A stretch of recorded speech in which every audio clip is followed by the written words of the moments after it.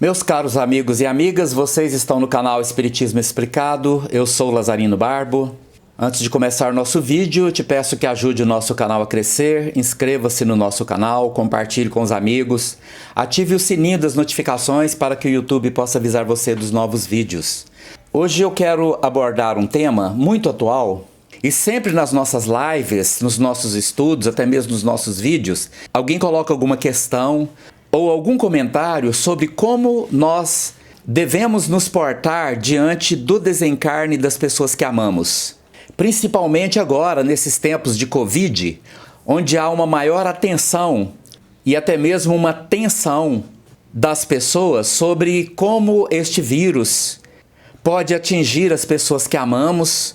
E neste contexto, apesar de que a morte do corpo sempre esteve andando lado a lado com a vida em todo o tempo, esta questão se tornou mais presente na vida das pessoas. O ideal seria que nossos bisavós, nossos avós e até mesmo nossos pais tivessem sido educados de forma a pensarem que a vida aqui neste mundo é muito passageira. E cada um de nós viemos aqui para cumprir um propósito.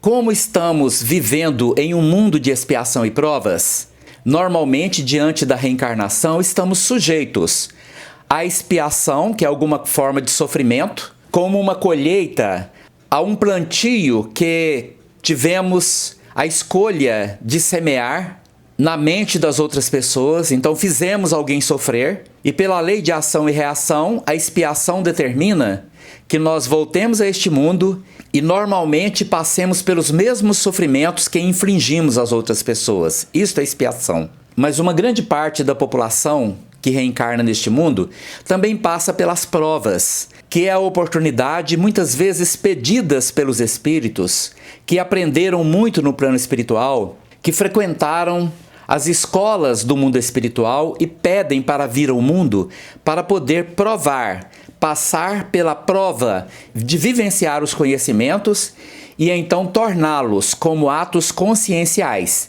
E estes atos conscienciais é que determinam a própria evolução espiritual. A nossa evolução não é ditada pelo que sabemos, mas pelo que nos tornamos.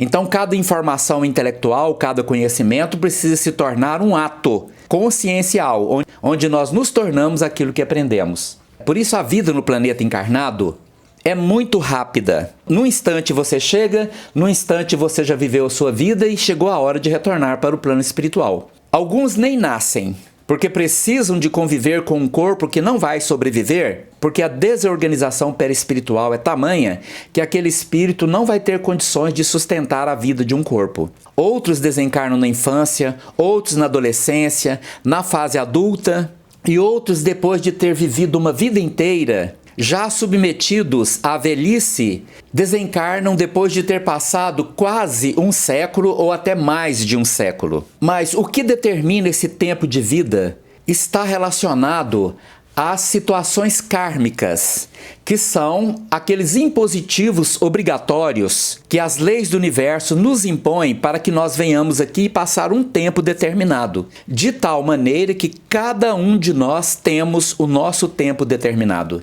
E o conhecimento de tudo isso que eu estou falando já deveria fazer parte do processo educacional dos espíritos reencarnados. Quando desde pequeno os pais, os avós, poderiam conversar com estas crianças, dizendo a elas que elas vieram aqui para passar um tempo e que este tempo é determinado pelas leis que regulam o universo e que eles próprios, os pais, os avós, assim como essas crianças, vieram do mundo espiritual, de algum lugar, de alguma morada no plano espiritual, nas diversas dimensões do universo, e estas dimensões fazem parte aqui do nosso mundo, do planeta Terra. Viemos de lá e voltaremos para lá. E poderíamos também dizer aos nossos filhos e aos nossos netos que nós temos uma família muito mais ampla do que a família que compõe a nossa existência aqui no mundo físico. Como apenas uma pequena parte da humanidade está encarnada, a grande maioria dos espíritos que compõem a humanidade terrestre está no plano espiritual e não encarnada. Calcula-se que apenas 1/5 da população terrestre está encarnada.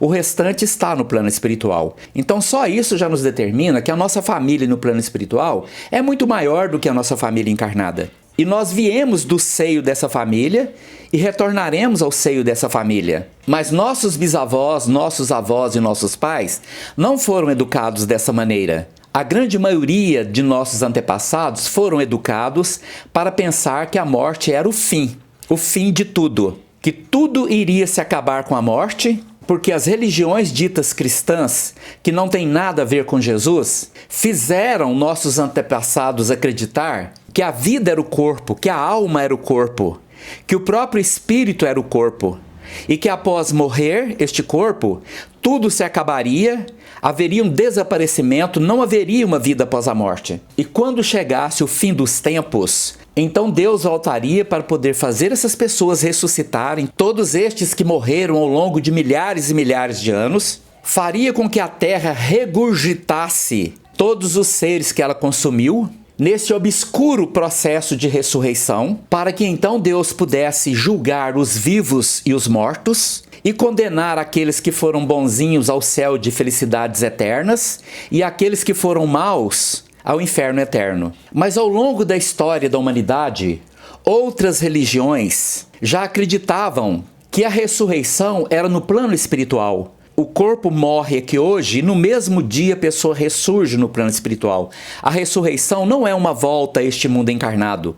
A ressurreição é uma volta ao mundo desencarnado, porque foi de lá que você veio. Embora esses conceitos nem sempre estivessem muito claros diante da análise de outras religiões, com o desenvolvimento do Espiritismo a partir de Allan Kardec, isso se tornou absolutamente claro e se apoiando nas leis naturais e não em princípios de ocultismo. Baseando-se nas leis naturais, passou a compor um complemento da ciência, da biologia, da química e da física, ajustando-se a essas leis, com o complemento da espiritualidade. O ser humano que conseguiu aderir a essas informações passa a ter uma certeza absoluta de que a morte não existe, de que nós jamais morreremos, de que os nossos parentes que foram antes de nós também não morreram, só deixaram o seu corpo físico e projetam-se no plano espiritual com seu corpo espiritual ou perispírito, como nós espíritas denominamos. Então, diante do desencarne de nossos parentes,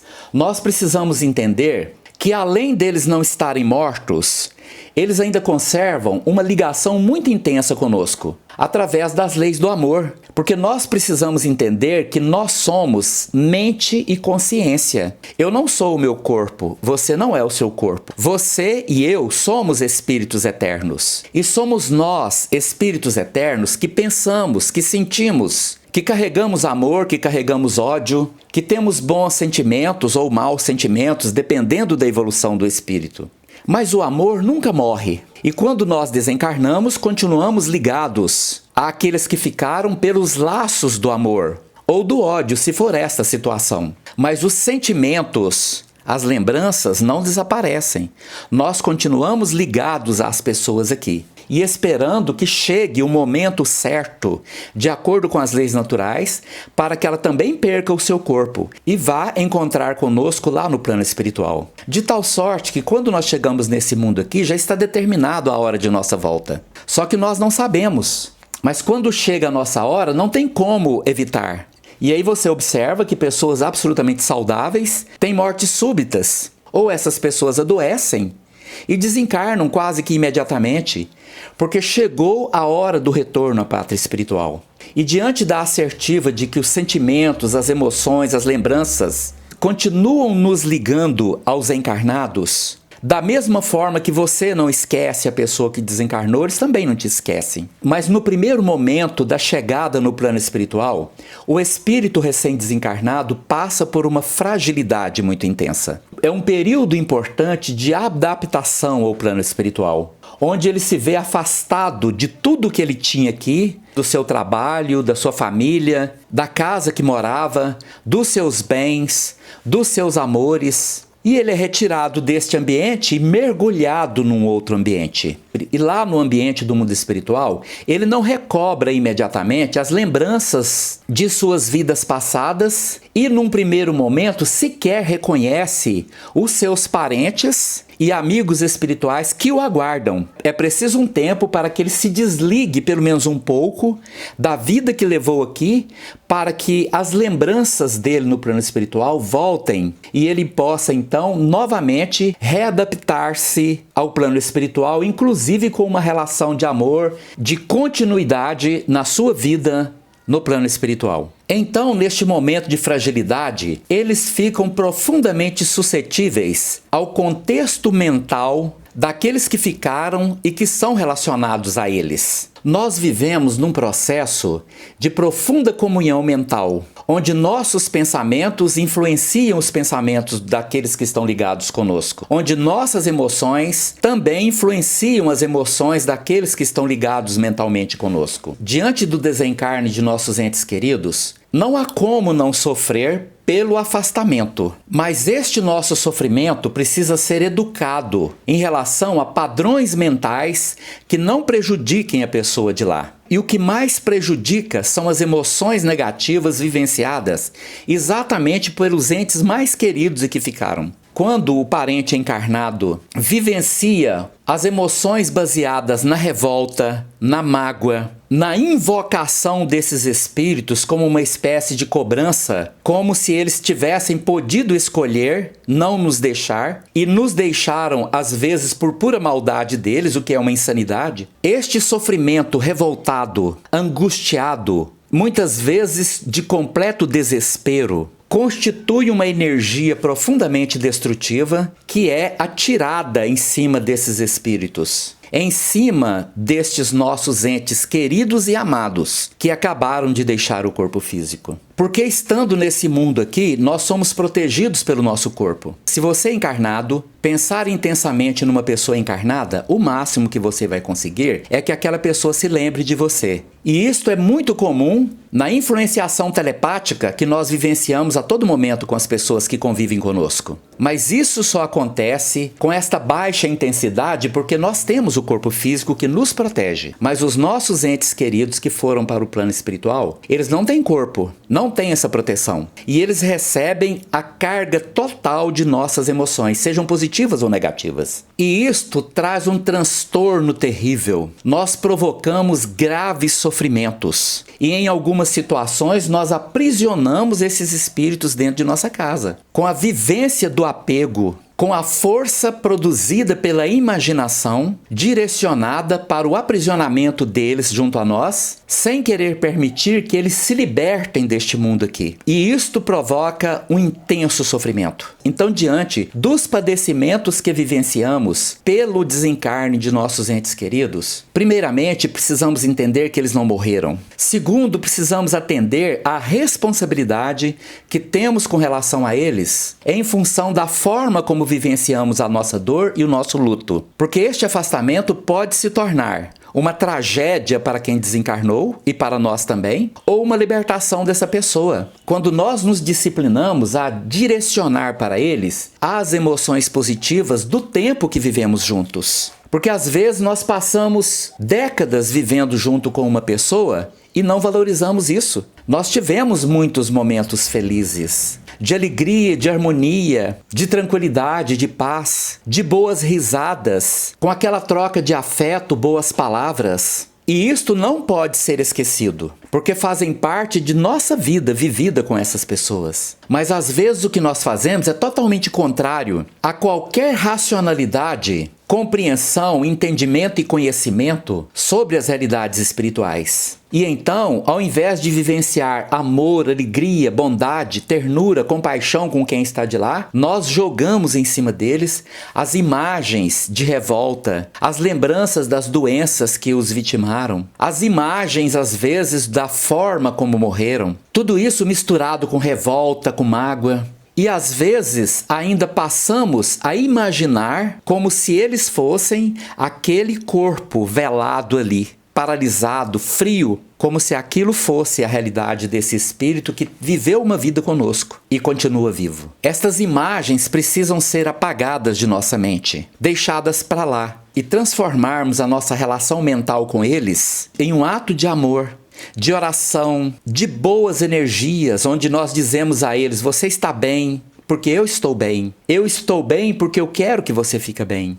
Eu quero que você seja feliz, que você retome a sua vida aí. Nós estamos bem aqui, e quando chegar a hora de Deus, nós também vamos para te encontrar. Se por acaso alguma coisa te prende a esse mundo aqui, larga isso, vai embora daqui. Deixa isso para trás, vai embora daqui. Faz uma prece, pede a Deus nosso Pai, Jesus nosso Mestre, que envie até você os recursos espirituais diante da providência divina para que te leve para o plano espiritual, para que você possa retomar a sua vida. Eu estou sofrendo e sei que você está sofrendo, mas eu sei que eu tenho responsabilidade sobre a minha própria dor, para que os meus pensamentos, os meus sentimentos e principalmente as minhas emoções te sirvam de uma força que te reerga e não de um peso que te subjugue. E tudo isto precisa se tornar uma consciência em nossas vidas, para que nós tenhamos a força, a coragem, a fé e a determinação para vivenciar espiritualidade, seja diante do desencarne de nossos amigos, de nossos parentes, de nossos entes queridos,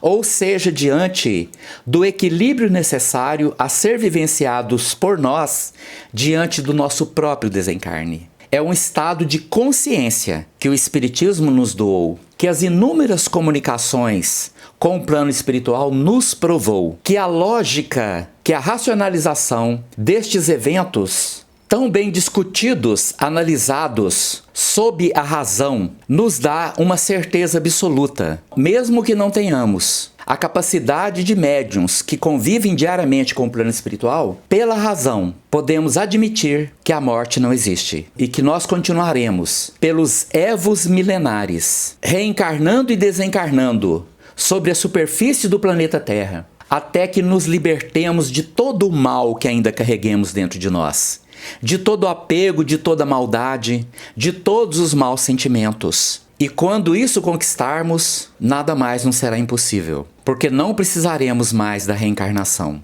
Muito obrigado pela sua atenção. Se você gostou desse vídeo, deixe aí o seu like e inscreva-se no nosso canal. Muito obrigado.